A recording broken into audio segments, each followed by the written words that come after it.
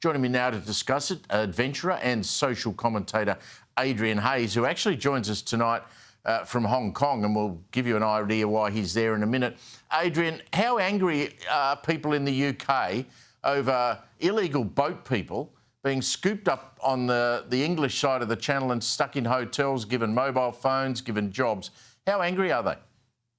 That's the problem. I think Britain, which we are renowned as being a tolerant society, very accepting, but I think the blue touch paper has been lit and people are furious. And it all started with this Bell Hotel in Epping where a legal immigrant was caught sexually abusing a young girl. And of course, it spread across the whole of the country.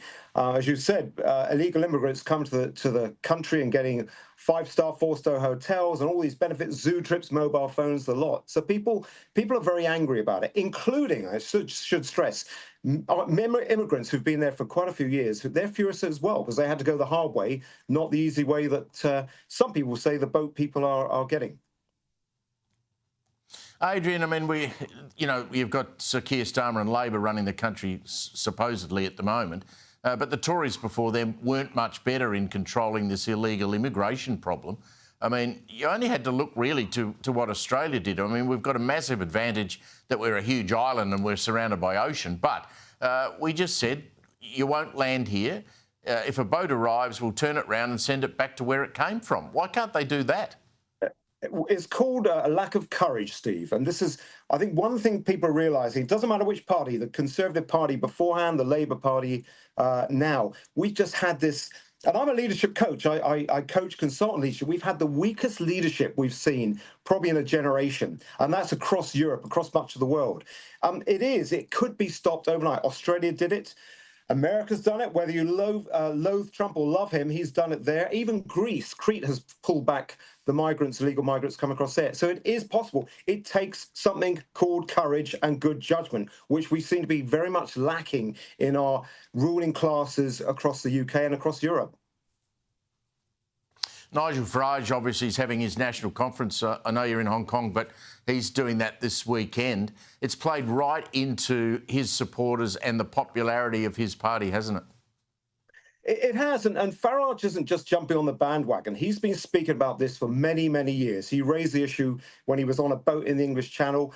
So he's been raising it, and of course the Reform Party are riding high in the opinion polls. And if there was the next election held tomorrow, they would form the next government by a majority. And of course, all the leaders, the Conservative Party and Labour Party, are having to bow to his tune.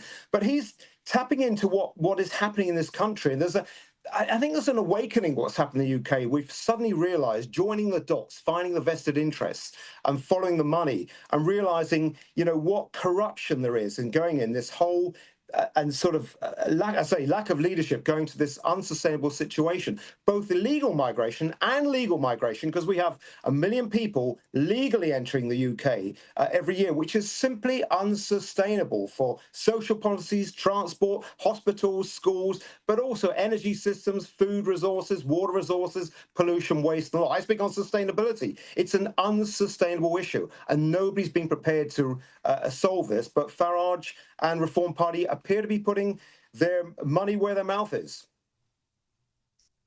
Adrian, I mean, you're a patriot. What's this nonsense argument about, it being a bad thing to wave the Union Jack or the St George flag? Well, you're right. And I see this from a different perspective. I say people are angry.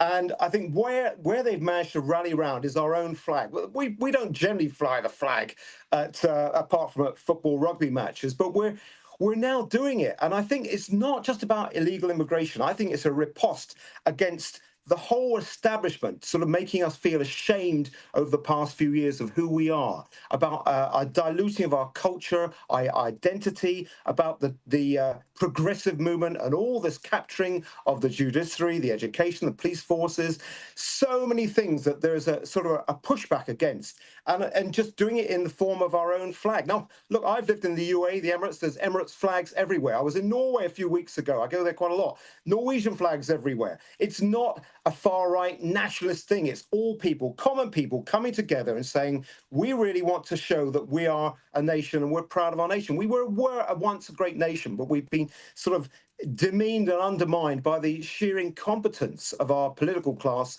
over the last few decades. You're in Hong Kong to talk about life and death because you are an adventurer. I want to get you back at some point to talk about this at some length, but you were descending Mount Kanchenjunga, third highest mountain in the world, alone on the mountain, trapped for 36 hours, an injured hand, no oxygen, no liquid, battling hypoxia and hallucination and frostbite. What went wrong? Well, yeah, look, it's Kanchenjunga, the third highest mountain in the world. I've climbed K2, I've climbed Everest. It's harder than even K2. It's nearly as steep and twice as long. And, it took 20 hours to get to the top. But on the way down, just below the summit, fellow teammate crashed into me and literally dislocated my wrist. It's still in a splint, and put me out of action. And then I got a condition called cerebral edema, high altitude cerebral edema. I got hallucinations, I was being aggressive, and then eventually lost consciousness about 8,350 meters on this mountain. And most people die up there. I was basically left to die, but I did my best impersonation of Lazarus, came back from the dead, and then, and really took responsibility. I had to get down that mountain over the 36 hours. And you said it, I was seeing things that weren't real, but somehow got back down. I think it's the old military discipline. I served in the Gurkhas for 8 years. That military discipline of getting back down, and I'm very experienced in adventuring. But I cost it with my hands. You see the frostbite on my fingers. Some of your viewers may be a little bit bored, and this wrist is still handy. Yeah, that's reality. Yeah, I haven't put anyone off their dinner. I hope not, Adrian. Amazing story of survival. I'm glad you survived. We'd love to talk to you again on the program. Thanks for joining us from Hong Kong. What a man there. What a survival story that is.